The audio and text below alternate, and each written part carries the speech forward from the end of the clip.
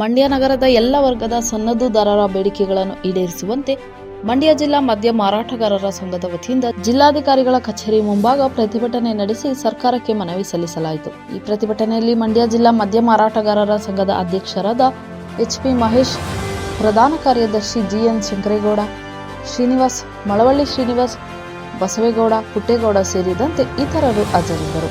ಸಹಭಾಗಿತ್ವದಲ್ಲಿ ಮಂಡ್ಯ ಜಿಲ್ಲಾ ಮದ್ಯ ಮಾರಾಟ ಸಂಘದಿಂದ ನಾನು ಪ್ರಧಾನ ಕಾರ್ಯದರ್ಶಿ ಜಿ.ಎನ್. ಶಂಕರೇಗೌಡ ಮಾತಾಡ್ತಾ ಇದ್ದೀನಿ.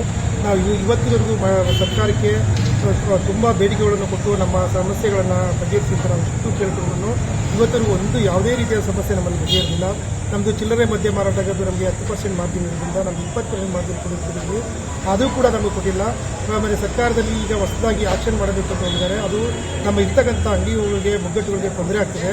ಹಾಗೆ ಮತ್ತು ಬೇರೆ ಬೇಡಿಕೆಗಳನ್ನ ಸುಮಾರು ಬೇಡಿಕೆಗಳನ್ನು ನಾನು ನಿಮಗೆ ಕೊಡ್ತೀನಿ. ಆ ಬೇಡಿಕೆಗಳು ಒಂದೂ ಕೂಡ ನಮ್ಮ ಸರ್ಕಾರ ನಮಗೆ ಒಂದು ಸಮಯ ಕೊಟ್ಟಲ್ಲ, ನಮಗೆ ಮಾತಾಡಿಕೊಟ್ರು. ನಾವು ಈ ಸರ್ಕಾರದಲ್ಲಿ 25% ವರಮಾನ ಕೊಡ್ತಾ 40,000 ಕೋಟಿ ವರಮಾನ ಕೊಡ್ತಾ ಇದ್ದೀವಿ. ಅಂದರೆ ರಾಜ್ಯದ ಇದರಲ್ಲಿ 25% ಶೇಕಡ ನಾವು ವರಮಾನ ಕೊಡ್ತಾ 40,000 ಕೋಟಿ ವರಮಾನ ಕೊಡ್ತಕ್ಕಂಥ ಇಲಾಖೆಯನ್ನು ತಾತ್ಸಾರ ಮಾಡ್ತಾ ಇದ್ದಾರೆ ಸರ್ಕಾರ. ದಯವಿಟ್ಟು ಇದ್ರ ಬಗ್ಗೆ ಗಮನ ಹರಿಸಿ ನಮ್ಮ ಸಮಸ್ಯೆಗಳನ್ನು ಈ ಸರ್ಕಾರದಿಂದ ಬಗೆಹರಿಸಿಕೊಡಬೇಕು ಅಂತ ನಾವು ಇಡೀ ರಾಜ್ಯದಂಥ ಪ್ರತಿ ಜಿಲ್ಲೆಗಳಲ್ಲೂ ಕೂಡ ಸಾಂಕೇತಿಕವಾಗಿ ನಾವು ಪ್ರತಿಭಟನೆಯನ್ನು ಮಾಡ್ತಾ ಮಾನ್ಯ ಜಿಲ್ಲಾಧಿಕಾರಿಗಳ ಮುಖಾಂತರ ಮಾನ್ಯ ಗೌರವಾನ್ವಿತ ಮುಖ್ಯಮಂತ್ರಿಗಳಿಗೆ ಮತ್ತು ಹಾಗೂ ಅಬಕಾರಿ ಸಚಿವರಿಗೆ ನಮ್ಮ ಮನವಿಯನ್ನು ಕೊಟ್ಟಿದ್ದೀವಿ. ಈ ಮನವಿಯನ್ನು ನೋಡಿ ನಮ್ಮ ಸಮಸ್ಯೆಗಳನ್ನು ಬಗೆಹರಿಸಿ ಕೊಡಬೇಕು ಅಂತ ನಾವು ಅವರಲ್ಲಿ ಕೇಳ್ಕೊತಾ ಇದ್ದೀವಿ. ಇನ್ನೂ ಅನೇಕ ಸಮಸ್ಯೆಗಳನ್ನು ನಾವು ನಿಮಗೆ ಇದರಲ್ಲಿ ಕೊಟ್ಟಿದ್ದೀನಿ.